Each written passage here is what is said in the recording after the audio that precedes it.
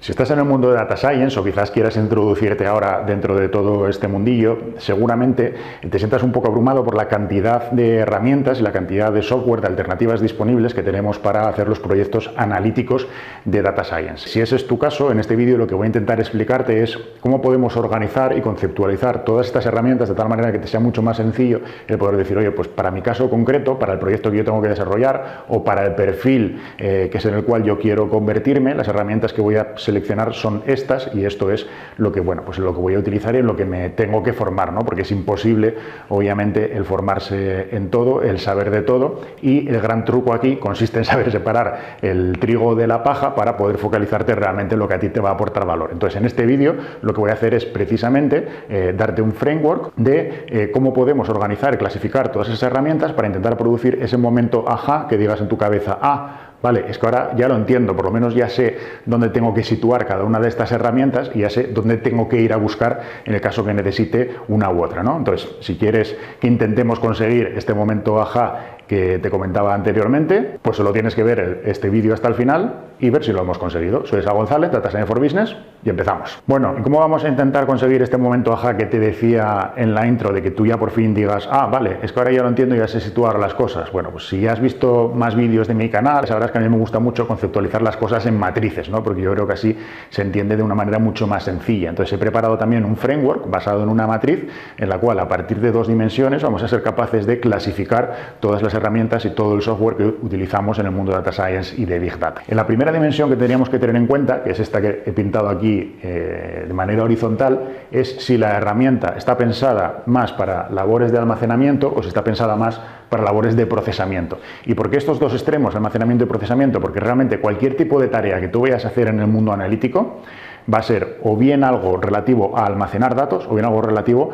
a procesar datos. Y esos son también los dos grandes grupos de herramientas. Por ejemplo, si tú estás haciendo o vas a hacer un proyecto de Data Science, pues vas a necesitar algún sitio donde almacenar toda la información, tanto la información de partida con la cual tú vas a empezar ese proyecto, como la información del resultado de, bueno, pues una vez que tú hayas hecho tus modelos, tus algoritmos, etcétera, donde vas a almacenar y a operativizar todo ese resultado, ¿no? Por lo tanto, por un lado, necesitamos algún tipo de herramienta que nos permita hacer el almacenamiento de datos. Y por otro lado, con esos datos, ¿qué es lo que vamos a hacer? Pues bien sea de una manera o de otra, bien sea para hacer informes o para sacar conclusiones o para hacer discovery o para desarrollar modelos predictivos, al final lo que tenemos que hacer con esos datos es procesarlos y procesarlos de manera analítica, con algoritmos analíticos. Por lo tanto, lo que vamos a necesitar es una herramienta de procesamiento analítico de la información, ¿vale? Por eso, esto es el primer eje y después ya te voy a dar ejemplos concretos en cada uno de estos. Pero antes vamos a introducir el segundo eje. El segundo eje, que es el eje que he pintado de manera vertical, lo que nos clasifica las herramientas es si son herramientas, digamos, más del mundo tradicional o si son herramientas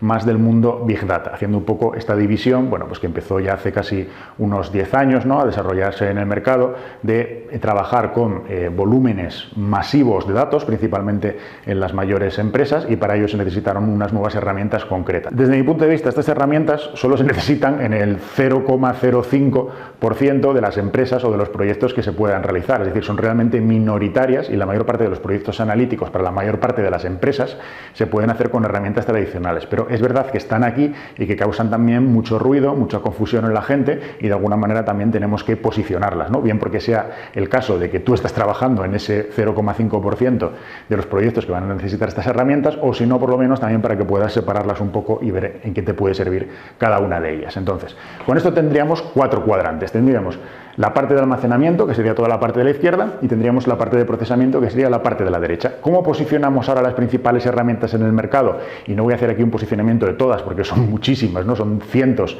de herramientas diferentes, pero sí de lo que son los principales representantes de cada uno de estos conceptos, y las herramientas que vas a escuchar hablar en el 95% de los casos van a ser seguramente las que están pintadas aquí en la pizarra.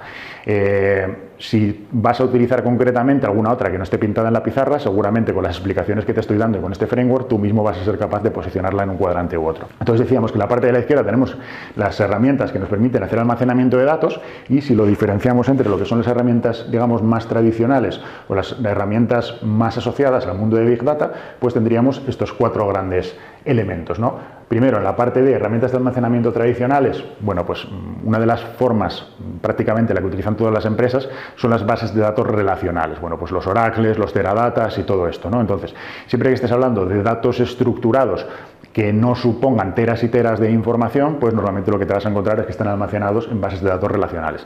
También es posible que te encuentres mucha información almacenada simplemente en un formato de ficheros, es decir, pues en formatos CSV o en formatos incluso TXT, que utilizan más los usuarios de negocio, pues para después importarlo desde un Excel, desde un Access, etcétera, etcétera, ¿no? Entonces digamos que en el mundo del almacenamiento tradicional estas son las herramientas con las que principalmente te vas a encontrar. En el mundo del almacenamiento, pero dentro ya de la parte de Big Data, bueno, pues aquí el gran dominador es lo que se llama HDFS, que no es más que la parte de almacenamiento de Hadoop, ¿no? Si HDFS no te suena de nada, bueno, seguramente Hadoop sí que te sonará, y bueno, pues HDFS es, digamos, de las dos grandes partes que tiene Hadoop, que tiene almacenamiento y procesamiento, pues es la parte de almacenamiento. Por tanto, también es como uno de los grandes estándares y donde se suele almacenar la información más en bruto en el mundo de Big Data, es en HDFS, para después explotarlo con el resto de herramientas que te voy a comentar. Y también hay que señalar, bueno, pues una cosa que se desarrolló también con todo el entorno de Big Data, que son las bases de datos no SQL, ¿no? Pues si te suenan tecnologías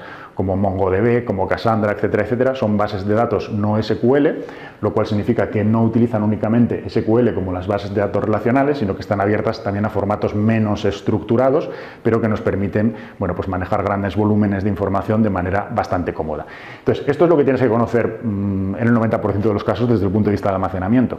Y desde el punto de vista de procesamiento, que como te decía antes, son las herramientas con las cuales vas a trabajar toda la información que tienes almacenada aquí, de nuevo podríamos dividir más entre lo que sería, vamos a llamarlo mundo tradicional, sobre todo digamos por oposición o porque no es específicamente para la aplicación de Big Data, donde aquí lo que tenemos que hacer es una gran división entre si estamos hablando de herramientas comerciales o herramientas de open source.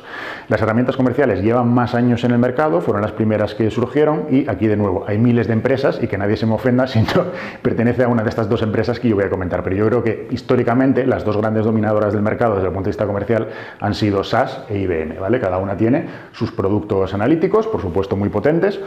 En el caso, aunque yo los haya metido aquí dentro del mundo tradicional, no significa que no tienen soluciones de Big Data. También tienen soluciones de Big Data, pero conceptualmente no han nacido en el mundo de Big Data, ¿vale? Sino que ya estaban anteriormente y por eso las he puesto en la parte del ámbito tradicional. Y luego estábamos haciendo esta oposición de las herramientas que son comerciales frente a las herramientas que son open source. Y de nuevo aquí hay muchas alternativas, pero las dos grandes dominadoras son bueno, pues R y Python. R es un lenguaje estadístico que nació específicamente para hacer análisis, mientras que Python es un lenguaje de programación más generalista, pero que últimamente ha evolucionado mucho hacia la parte de data science y de la analítica.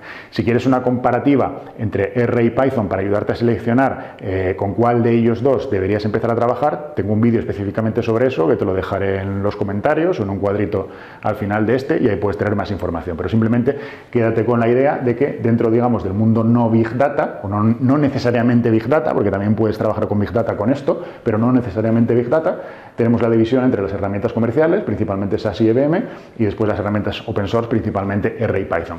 Y luego, por último, nos quedaría el cuadrante de las herramientas dirigidas a procesar información, al procesamiento, pero sí que han nacido específicamente dentro del mundo de Big Data. Y ahí yo creo que las más destacables son, por un lado, las que pertenecen al ecosistema Hadoop, es decir, cuando Hadoop se comenzó a desarrollar, bueno, pues se vio que tenía una serie de limitaciones y se desarrollaron unas herramientas dentro de su mismo ecosistema, pero para poder dar solución a esas limitaciones, como puede ser, por ejemplo, Hive, que es una herramienta, bueno, pues muy útil para todo el tema de data warehousing, de consultas más al estilo tradicional.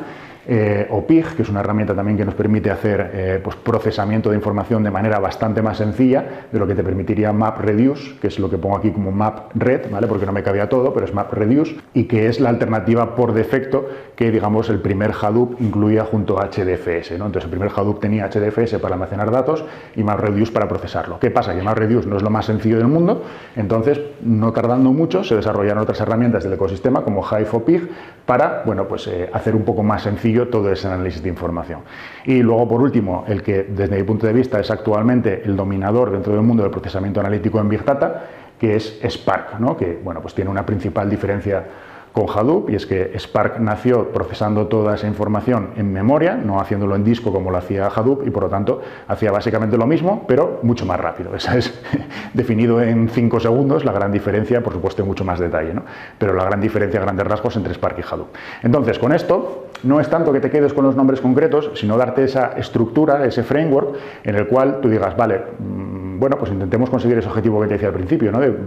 Hay muchas alternativas, pero ahora ya más o menos ya sé clasificarlas y ya entiendo, ¿no? Para qué es cada una de ellas. Y ya sé que cuando haga un proyecto voy a necesitar algo donde almacenar datos y algo con lo que procesar datos.